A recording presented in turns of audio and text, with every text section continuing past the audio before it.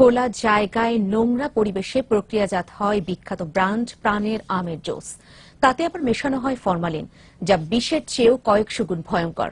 প্রাণের পণ্যই তাহলে তরুণ তাজা প্রাণ সংহার করছে কিনা এমন প্রশ্নের জবাবে সরাসরি না বললেন প্রাণ আরএফএল কর্তৃপক্ষ। আলিমুজ্জামানের ক্যামেরায় মেহেরপুর প্রতিনিধি ফারুক হোসেনকে সঙ্গে নিয়ে অখিল পোদ্দারের ধারাবাহিক প্রতিবেদনের প্রথম পর্ব।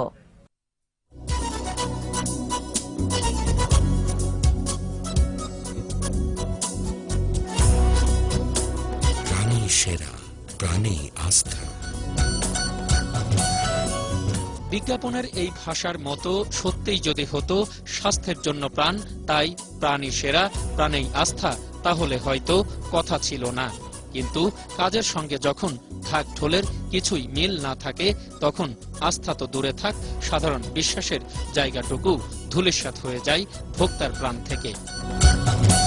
কারণ প্রাণ গ্রুপ তাদের আমের জুস তৈরিতে যেসব প্রক্রিয়ার কথা বলে, বাস্তবে দেখা গেল তার পুরোটাই অমিল।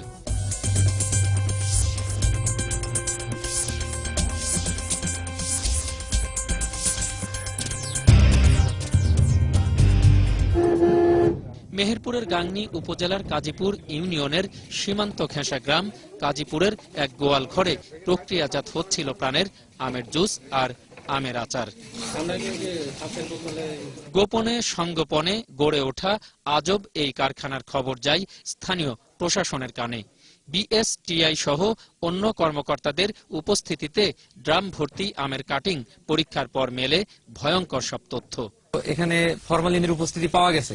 এখানে ডিটেকশনে যে পরিমাণ কালার শো করছে তাদের মাত্রা অনেক বেশি এবং সেটা খুবই ক্ষতিকারক, স্বাস্থ্যের জন্য হুমকি স্বরূপ। প্রাণ গ্রুপের সাথে এদের চুক্তি আছে, এই আমার হাতে সেই চুক্তিপত্র। অনেকগুলো ড্রামে যে সমস্ত পচে গেছে একদম, আর ফুড প্রসেসিং এর জন্য যে সমস্ত প্রিজারভেটিভ ইউজ করা হয়, এখানে ইতিমধ্যে আইডেন্টিফাইড হয়েছে যে প্রিজারভেটিভ হিসেবে এখানে ফরমালিন ইউজ করা হয়েছে, মানব দেহের জন্য যা খুবই ক্ষতিকর।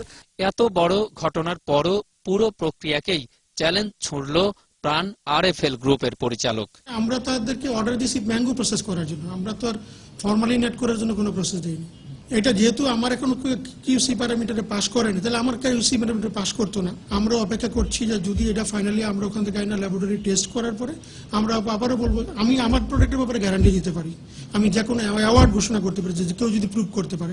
এলাকাবাসী বলছেন, নাটোরের প্রাণ এগ্রো লিমিটেড কারখানার তত্ত্বাবধানে মেহেরপুর সহ আশপাশের এলাকা থেকে সংগ্রহ করা হয়েছিল ড্রাম ভর্তি এসব কাঁচা পাকা আম। এসি সাহেব আসছিল, এসে তারা পরীক্ষা করে ধরেন দেখছে যে এখানে অনেক ফরমালিন আছে, এটা দেহের জন্য ক্ষতিকর, এটা নাকি আমরা যদি খাই তাহলে আমাদের কিডনি অতি তাড়াতাড়ি ড্যামেজ হয়ে যাবে। অত্যন্ত নোংরা অবস্থাতে এবং খুব অস্বাস্থ্যকর পরিবেশে তৈরি হচ্ছে। এগুলো আমাদের কোমলমতি শিশুরা এবং বড়রা যখন খাচ্ছে তাদের কিডনি এফেক্ট হবে, এবং এখানে যে কেমিক্যালগুলো ধরা পড়েছে সেটা মানব স্বাস্থ্যের জন্য অত্যন্ত ঝুঁকিপূর্ণ। ড্রাম খুলে দেখা গেছে সেগুলো পচা, পুরো পচা। এগুলো খেলে মানুষের প্রচুর ক্ষতি হবে। আমরা শুনেছি এর আগে তারা মিষ্টি কুমড়া দিয়ে এগুলো বানাতো, জুস, ম্যাঙ্গো জুস। আমরা দেখছি ড্রামের মধ্যে আম পচে গেছে, বুঝছেন, এটা ছেলে পেলে খালি মারা যাবে। প্রাণের পণ্যের ভিতরে মাত্র ফরমালিন, যেটা মানবদের জন্য অত্যন্ত ক্ষতিকর, এটা একটা ভয়ঙ্কর বিষ। তো এই প্রাণের যে আচার তৈরি হবে, প্রাণের যে জুস তৈরি হবে, এর ভিতরে যদি ভয়ঙ্কর বিষ থাকে তাহলে সাধারণ মানুষ যাবে কোথায়, কিসের উপরে ভরসা করবে?